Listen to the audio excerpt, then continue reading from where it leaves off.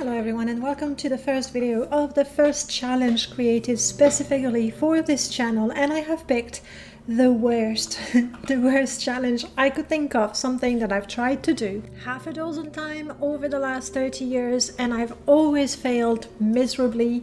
That is running, or jogging at least. But there is hope, because today Latte is with us. Please enjoy his presence while he's here. But back to the challenge. Why run? And now I'm not doing this because I will become somebody who runs marathons, like I drink my coffee often, easily, and with pleasure. I wouldn't mind if that happened. No, I just want to get fitter. I'll give you an example. I absolutely despise when I have to run to catch my train, and then for the whole duration of the ride, I'm trying to catch my breath. I feel that I'm sweating. My face is a lovely crimson. I just want to get fitter. And if I'm being honest, I'm also doing this for revenge for my former self, who decided that she was not the sort of person who could run, or not the sort of person who could stick to doing something for more than a week or two. I am ready to rewrite my personal history, and the whole of the internet is going to bear witness to that. That is the why. Now the how. I have an app, 0 to 5K Run. There's a number of them.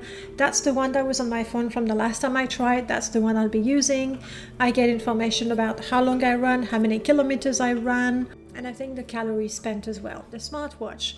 I will be logging the resting heart rate, walking and running heart rate. There's something that I didn't know about called VO2 max that I'm told, the internet told me, is a good indicator of the general level of fitness. And finally, the recovery, how long it takes for the heart to go back to normal after effort. I'll be logging these and hopefully see progress there. To stay organized and motivated, I have created a booklet where there is a spot for every day of the challenge, the whole 8 weeks. In this booklet, there's the to-do list for the day. There is space for the metrics that I mentioned. There is space to journal, so I can reflect on what went well, what didn't, and that's it. Now I only have one thing to do, and I kind of don't want to finish this video, because once that's done, the next thing on my to-do is just run already. If you're curious to see how it all turns out, just stick around and follow along. Okay, run. I know the run was not incredible. It was only 6 minutes running with intervals, but let's say this, for me, even though it's raining, drizzling, I went. And the funny thing is, when I prepared the challenge, I had a pre-challenge checklist that said, get clothes in case it rains. I don't have clothes, so check out my shoes. So here's what I've decided. When I finish this challenge, I am treating myself to a proper pair of running shoes. I bought these years ago in Decathlon. Hi in the comments if you know Decathlon. I paid 30 euros for them, and I was fine, because I knew I would probably not put them to good use. I didn't. But if I do this, I'll upgrade. That's it. I'm gonna keep walking for 5 minutes to cool down. I just thought of another metric. Am I able to talk after a little run? Currently, no, but I'm reasonably pleased to not be entirely...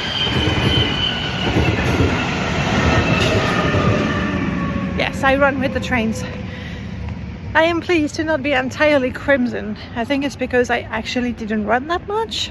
But that's it for day one. I'll walk for 5 minutes, dry, because it's still drizzling, log, and then take a hot shower.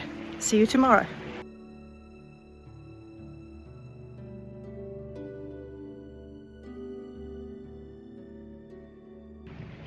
Hello everyone, this is week 1, run 3. This is the pre-run look. It's a little bit better than the after look, and definitely no makeup, I'm so sorry. No, I'm not really. Guys, I'm gonna run, I'm gonna sweat. I'm gonna take a shower after that. And I don't love putting makeup on enough that I would do it in the morning before a run. And then a couple of hours later or an hour later after a run. So that's what you get. There might be some pillow lines even, because that's my strategy. I get up, clean the cat litter, feed the cat. They are priorities, some things you can never change.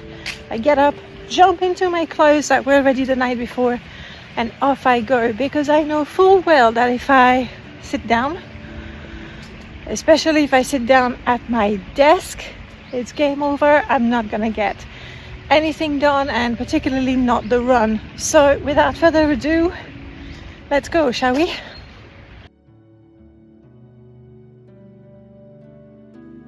Hello everyone, it is time to sum up week one. Generally speaking, week one felt easy, but then week one always feels easy. Week two is a little harder, but manageable. Week three is when the real challenge starts for me, based on the history of me trying to run. But I do have some things to share. The first thing is I did log some numbers in my lovely logbook.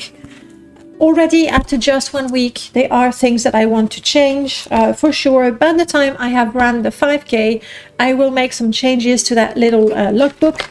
And if you're interested in doing the challenge for yourself, this will be available for you.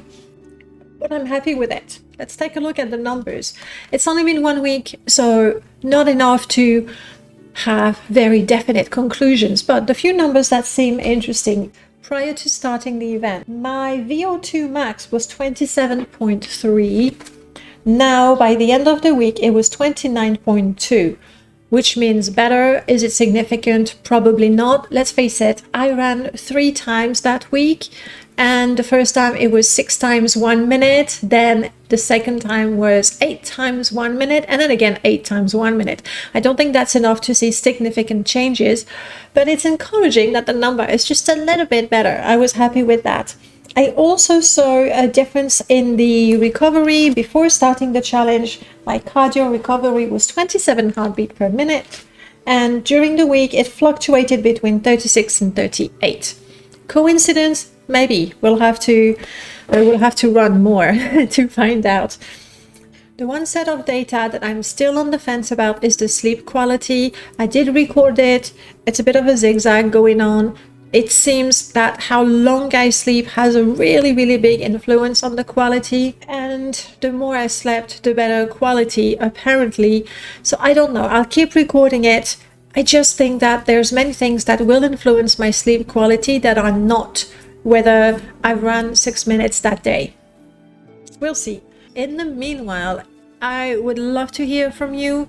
Do you run? Are there things that help you? Things that you recommend I do during, before, or after running? Let's talk. Have a good one. I'll see you soon.